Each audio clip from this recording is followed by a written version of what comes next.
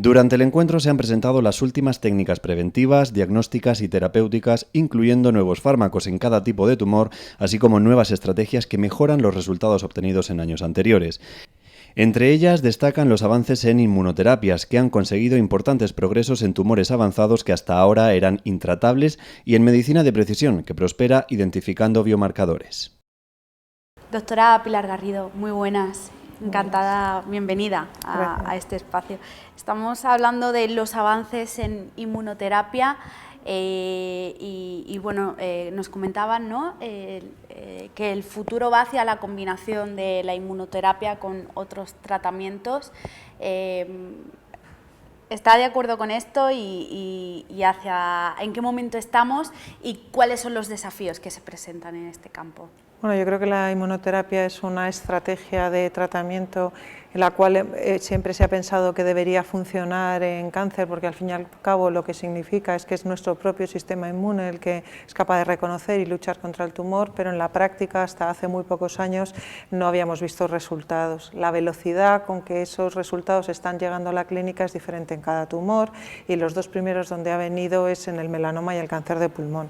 Yo me dedico a cáncer de pulmón y por tanto sí que tengo la suerte de tener experiencia tanto de investigación como de pacientes atendidos en la clínica con estos tratamientos, pero posiblemente los retos son muy diferentes y el futuro que vemos dependiendo de cada enfermedad. En concreto, si hablamos de cáncer de pulmón, pues tenemos un arsenal terapéutico que aumenta, de momento tenemos resultados con monoterapia y efectivamente, como bien decías tú, estamos en la investigación de si las combinaciones aportan más. Un aspecto muy importante siempre en cáncer es las características del paciente. No es lo mismo un paciente joven que un paciente con mucha edad, un paciente que tenga otras enfermedades y, por ejemplo, en cáncer de pulmón y pensando en el futuro y en las combinaciones, suelen ser pacientes de edad avanzada, suelen ser grandes fumadores, muchos de ellos con problemas previos de corazón y de pulmón, es decir, que no necesariamente combinaciones o estrategias que funcionan en otros tumores que se dan en un perfil de paciente diferente van a tener la misma, no la eficacia, sino el mismo precio en cuanto a toxicidad en pacientes con cáncer de pulmón. Por lo tanto, yo creo que una cosa es el escenario teórico, pero otra cosa luego es la aplicación práctica en el paciente que vemos en la consulta, con lo cual hay que ir paso a paso. ¿Cómo se está avanzando en la individualización de los tratamientos? Bueno, yo creo que en cáncer de pulmón realmente también hay mucho camino en ese sentido, porque hace ya muchos años que sabemos pues, que hay pacientes con mutaciones de EGFR, traslocaciones de ALK, y también se individualiza en la línea de lo que te estaba comentando. Evidentemente, cuando ves un paciente en la consulta, con la edad, con la comorbilidad, ya en tu cabeza estás individualizando, ¿no? Pero digamos una individualización en forma que tú tengas alguna forma de saber cuál es el tratamiento que mejor le va a funcionar, pues ahora mismo lo estamos haciendo en torno a un 20% de los pacientes, pero estoy convencida que en los próximos años va a ser un porcentaje mucho más alto, ¿eh? Por último, ¿qué retos quedan? Quedan muchísimos. El primero, que no se fume, eso está clarísimo, y sobre todo las mujeres, por favor. Que es ¿Dónde falla el mensaje? El mensaje del tabaco falla en que uno piensa que le pasa a los demás, que no le pasa a él, porque hay un decalaje muy importante desde que empiezas a fumar, si lo dejas, hasta que hace daño. Siempre piensas que es algo que le va a pasar a tu vecino, no a ti. Doctora Garrido, un placer. Lo mismo digo. Y seguiremos pendientes de estos avances. Muchas gracias. Por áreas, en cáncer de pulmón se están dando grandes pasos. Bueno, doctor Manuel Cobo, muchísimas gracias por estar aquí. Estamos hablando de la inmunoterapia, se habla mucho de la inmunooncología, pero ¿cómo se está abordando en la individualización y la personalización de estos tratamientos? Bueno, hoy por hoy la individualización de un tratamiento inmunoterápico está basada en un biomarcador que se llama el PDL1. El PDL1 que se ha utilizado en multitud de ensayos clínicos, en multitud de tumores, para ver cuál es su valor no solamente pronóstico, sino también predictivo. Hay ciertos tumores donde no tiene tanto valor predictivo de beneficio a la inmunoterapia, es cierto, pero en cáncer del pulmón pasa una cosa, de que hay una clara correlación, eso se ha visto en muchos ensayos clínicos, en metaanálisis, que hay una clara correlación positiva, que a mayor expresión de este biomarcador, del PDL1, a mayor expresión se consiguen mejores resultados. Mejores resultados en cuanto a respuestas, mejores resultados en cuanto a supervivencia libre de progresión y mejores resultados en cuanto a supervivencia global. Esto quiere decir que que las terapias van a ser muy eficaces cuando la expresión del PDL1 es muy eficaz también. El problema pasa en cuando el PDL1 o no está expresado o está expresado pero a un nivel bajito. Me refiero a expresado es en la tinción de la inmunohistoquímica. Ese es el problema. Luego también hay otro problema añadido que es en la diferenciación en cuanto a las diferentes técnicas inmunohistoquímicas para detectar el PDL1, ¿no? Este problema quizá parece que se empieza a solventar porque ya hay datos donde hay una alta correlación en cuanto al nivel de expresión del PDL1 entre las distintas técnicas, los distintos anticuerpos que se utilizan en inmunohistoquímica. Entonces, la personalización yo la veo con que hay una pregunta que es, bueno, ¿inmunoterapia para todo el mundo? Esa pregunta no la podemos contestar porque hay pacientes que claramente no se van a beneficiar del tratamiento inmunoterápico, hay pacientes que progresan de una forma rápida y estos pacientes a lo mejor había otra estrategia terapéutica que se podía utilizar antes de la inmunoterapia porque podrían salir incluso perjudicados de esto, con lo cual se tiene que hacer un esfuerzo ya no solamente en cuanto a estos modelos predictivos patológicos como el PDL1, sino también a otra serie de parámetros clínicos. Entonces la conjunción de esto es lo que nos va a dar mejores respuestas. De todas formas sí que es cierto que además del PDL1 hay algo que todavía quizá no se está estudiando a fondo en los ensayos clínicos, que es aplicar otro tipo de biomarcadores. Otro tipo de biomarcadores que pueden ser muy complejos o muy sencillos.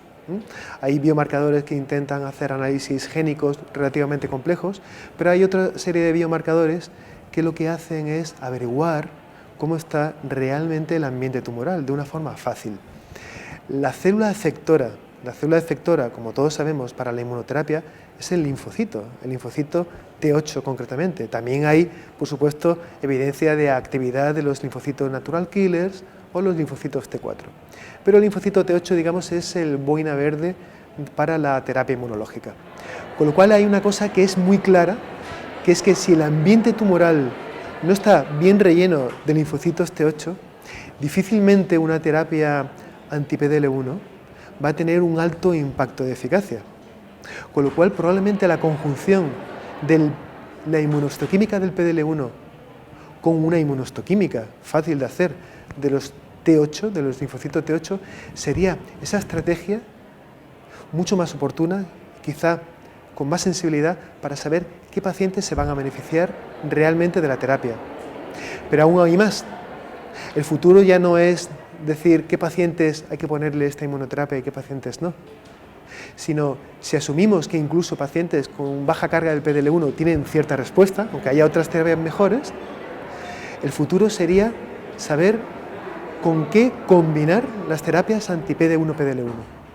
Por eso, hacer muchas averiguaciones de qué es lo que pasa, no solamente en la célula tumoral, sino un poquito más allá en ese microambiente, y establecer parámetros definidos de que si falta esto, a lo mejor este soporte terapéutico diferente puede ayudar. Hoy día se aboga mucho por lo que son las terapias en combinación con varios checkpoints, ¿no? Anti-PDL1 más anti-CTL4, fármacos no solamente anti-checkpoints, sino favorecedores de la actividad del linfocito, de los 40, etcétera. Pero probablemente esta no sea la panacea, sino esta también tenga su cajón específico. ¿Cómo saberlo? Hay que averiguar mucho más, porque decir que para todo el mundo hay que combinar checkpoints, probablemente esta no sea el camino. Hay otras terapias diferentes, no solamente inmunológicas, sino también otro tipo de fuentes de tratamiento, como son las terapias epigenéticas, como es los mismos tratamientos clásicos, con la inmunoterapia, las vacunas, por ejemplo. Todo esto es un arsenal terapéutico que habrá que encuadrar en qué momento aplicarlo, en qué paciente aplicarlo, en base a todos estos parámetros del ambiente. O sea, ¿no? digamos que el futuro puede ir por ahí, ¿no? En la combinación de distintas terapias ya no entre inmunología, sino entre la propia inmunoterapia más otro tipo de diseños terapéuticos que pueden hacer que el infiltrado inmunológico sea mejor, o que cuando ya está el infiltrado inmunológico, que muchas veces la inmunoterapia falla y el infiltrado inmunológico es brutal, sin embargo falla o responde menos o simplemente tiene un tiempo de progresión más corto, es por el mecanismo adaptativo del tumor. El tumor obviamente se defiende y también se defiende contra el ataque inmunológico. ¿Cómo se defiende? Muy fácil, se defiende no solamente haciendo una implementación y haciendo un proceso de diferenciación y de control del sistema del microambiente, sino también de intentar camuflar lo que son los péptidos inmunógenos, ¿no? Hay una cosa muy clara, que es que cuando el tumor se ve atacado, y es claramente atacado porque ese tumor se considera que es inmunógeno, es porque de todo su amalgama de mutaciones, estas mutaciones han generado una serie de proteínas o péptidos que se acoplan en la superficie plasmática del tumor. Entonces el tumor, cuando se ve atacado, no es ajeno a eso. El tumor responde, y se ha visto cómo responde. La respuesta es hacer un amplio cambio genético donde se tapa o se inhibe la expresión de estas proteínas, ¿no? Esto está totalmente estudiado y hay armas terapéuticas que pueden hacer que el tumor deje de tapar estas proteínas y salgan otra vez a flote. Es decir, convertir en un tumor que se está intentando el defender contra el ataque inmunógeno en hacerlo más inmunógeno todavía. Pues doctor Cobo, muchísimas gracias por atendernos y seguiremos muy pendientes de estos avances. Gracias. Muy bien, muchas gracias. Bueno, cambiando el paradigma del cáncer de pulmón, doctor Javier de Castro, muy buenas, bienvenido. Buenos días, muchas gracias. ¿Cómo se está avanzando en este área? Bueno, tenemos que considerar que el cáncer de pulmón es uno de los tumores más frecuentes y el número 1 en mortalidad. Y esto es porque se detecta en fases avanzadas, donde hasta hace apenas 10 años la única opción que teníamos era una quimioterapia no seleccionada que apenas mejoraba el tiempo de supervivencia de estos pacientes. En estos 10 años han cambiado dos cosas. Una, la identificación de subgrupos de pacientes cuyos tumores portan mutaciones muy relevantes del tumor, como la mutación EGFR, la translocación ALK y la translocación ROS1. Hoy en día tenemos inhibidores específicos contra estos tumores que tienen estas mutaciones, que ya van a ser tratados con estos inhibidores de una forma mucho más eficaz y aumentando de forma mucho más prolongada la supervivencia. Pero además, en apenas los últimos 2 o 3 años, se ha incorporado la inmunoterapia como una opción revolucionaria, por dos aspectos. Porque en segunda línea, donde la respuesta a los tratamientos de quimioterapia eran muy pobres, aquellos pacientes que habían fracasado a una primera línea de tratamiento, y la inmunoterapia ha demostrado un beneficio significativo en varios ensayos clínicos hasta lograr su indicación. Pero además no solo es que se ha visto superior de forma global o en algunos grupos a la quimioterapia, sino que además hemos identificado un grupo de aproximadamente entre un 20 y un 30% de pacientes que pueden llegar a controlar a largo plazo de la enfermedad. Si antes hablábamos que su expectativa de supervivencia no superaba 1 año, ya estamos encontrando pacientes que a los 2 años permanecen vivos y con buen estado general, lo cual vuelve a ser una revolución. Pero quizá todavía hemos dado un paso más allá, porque también en primera línea, en un grupo de pacientes cuyos tumores expresan por técnica de inmunohistoquímica una proteína, que es la PDL1, en estos pacientes con alta expresión de PDL1 se ha demostrado que la inmunoterapia, en este caso un fármaco que se llama pembrolizumab, es superior a la quimioterapia en estos pacientes. Pensad hace unos años que íbamos a tratar pacientes sin quimioterapia con mejores resultados y desde luego también con un mejor perfil de tolerabilidad, era prácticamente un sueño que estamos empezando a hacer realidad. Ahora el futuro será saber si estos pacientes controlamos el tratamiento, como decía, a largo plazo, y estamos hablando de una enfermedad que era incurable para muchos pacientes, donde al menos sabemos que en un grupo significativo de pacientes podemos tener una enfermedad controlada a largo plazo. Sin embargo, la pregunta de qué pacientes se van a beneficiar de la inmunoterapia también está en el aire, ¿no? Es como el debate que está... Sí, realmente en cáncer de pulmón es precisamente porque sabíamos que había un grupo personalizado de pacientes que deberían ser tratados ya no con quimioterapia, sino con inhibidores específicos, estos que he comentado previamente de GFR, ALK y ROS1, pues se han intentado analizar en los ensayos clínicos buscando cuáles son los subgrupos de pacientes que se pueden beneficiar más. Y posiblemente estos grupos de pacientes son los que tienen un perfil clínico donde la enfermedad no ha sido una enfermedad altamente progresiva a la primera línea de tratamiento y donde sobre todo la expresión de PDL1 sí que marca una diferencia entre los pacientes que tienen nula expresión, baja expresión o alta expresión. De hecho, la expresión de PDL1 nos ha permitido posicionar la inmunoterapia en el tratamiento de primera línea. Como digo, estos pacientes con alta expresión son solo un tercio de pacientes, pero si consideramos los pacientes portadores de mutación, que ya pueden suponer de forma global un 15%, estamos hablando de que estamos ya haciendo una terapia personalizada en cáncer de pulmón a aproximadamente el 40% de nuestros pacientes, lo cual claramente era de nuevo algo que no podíamos, sí que habíamos trabajábamos para ello, pero no pensábamos que se iba a producir, y ahora mismo en 2017 ya podemos personalizar el tratamiento para buscar la máxima eficacia con los mínimos efectos secundarios en casi, como digo, un cuarto de los pacientes con cáncer de pulmón, en este caso de células no pequeñas. Pues doctor Javier de Castro, muchísimas gracias por acercarnos un poquito más a estos avances y seguiremos muy pendientes. Muchas gracias. Muchas gracias, un placer. En Cabeza y Cuello, el doctor Lambea comenta las principales barreras a las que se enfrentan los oncólogos. Seguimos acercándonos a la inmunoterapia. Doctor Julio Lambea, muy buenas, bienvenido. Buenos días. ¿En qué momento estamos? ¿Qué estamos viviendo y qué es lo que está por llegar en Inmuno? Pues es un momento emocionante para la oncología médica y para nuestros pacientes, cómo está la investigación en inmunoterapia y cómo está ya en la práctica los resultados de los estudios que ya hemos realizado. La verdad es que es una alternativa nueva en muchos casos, en muchos tipos de tumores, que por desgracia pues había pocas opciones terapéuticas, y la verdad es que esto ha revolucionado el pronóstico de muchos pacientes. El problema que tenemos es que todavía no sabemos seleccionar bien qué pacientes se van a beneficiar de ella. Si ya lo supiéramos, esto sería ideal, porque afinaríamos perfectamente el tipo de tratamiento para cada paciente.